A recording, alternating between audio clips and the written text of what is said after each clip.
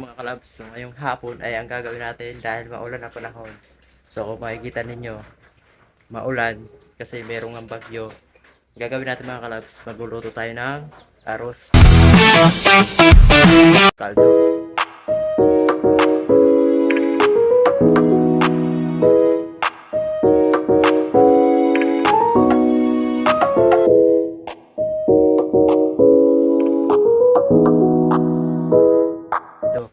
So, papakita ko sa inyo yung bigas mga kalabs.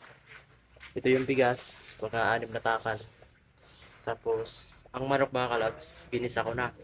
Ginisa ko na yung manok, tsaka makarikado, tapos nilagyan ko na rin ng tubig. So, itong pinakadabis mga kalabs, pag tag-ulan, yan, ginisa ko mga kalabs. Bahay malaki ito mga kalabs, mga pang 20 tao. So, mga kalabs, ang gawin natin ay hugasan natin. Yan ang bigas mga kalabs. Hugasan natin para mas malinis.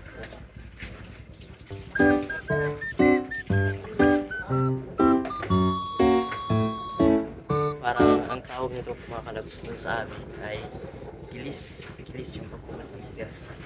Minsan. So, yan. Bali, isa natin. Isa natin kahit isang pieces lang. O dalawang pieces. Tapos, ngayon, pag kumulo yung pag kumulo yung tubig mga kalabs, gagawin natin, ilalagay natin itong bigas. Yan, tapos natin ito mga kalabs.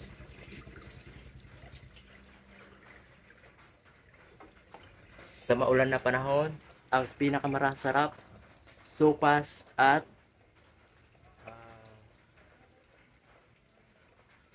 saka arroz caldo. So, yun. So, kung mapapansin nyo mga kalabs, ito po yung aking dream kitchen. Lutuan. Tapos, dito ako nagluluto ng ulam. Minsan, minsan doon sa maliit. So, itong dream kitchen ko mga kalabs, medyo malakayan na rin to. So, sari-saring ulam ang niluluto dito.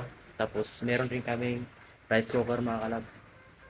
Nilutuan naman ng kanin. So, napakasarap. May itlog pa yung aking sinaing na kanin mga kalabs. May itlog.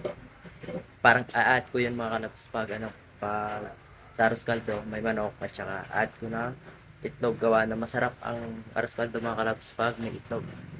So, kwento-kwentuhan tayo mga kalabs sa mga supporters ko dyan, sa mga subscriber ko dyan, sa mga panood sa aking mga video.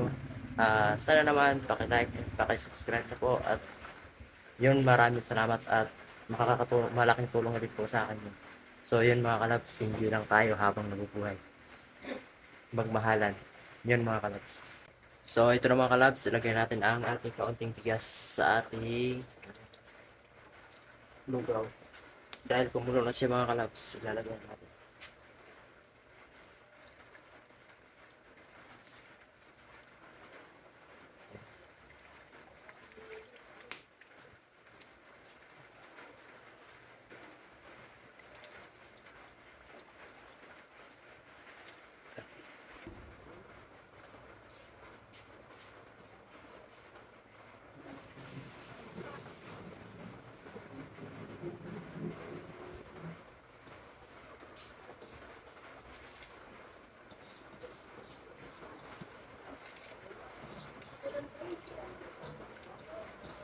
So yun mga kalabs, nalagay na natin yung bigas. Hintayin na lang natin siya ng lumapot at titimplahan mga kalabs. So kung maririnig yung mga kalabs, malakas yung ulan sa labas. Kaya napakasarap nito mga kalabs sa malamig na panahon. So ngayon mga kalabs, malapit na maluto yung ating restaurant. Medyo malapit na siya, lagyan natin yung isa.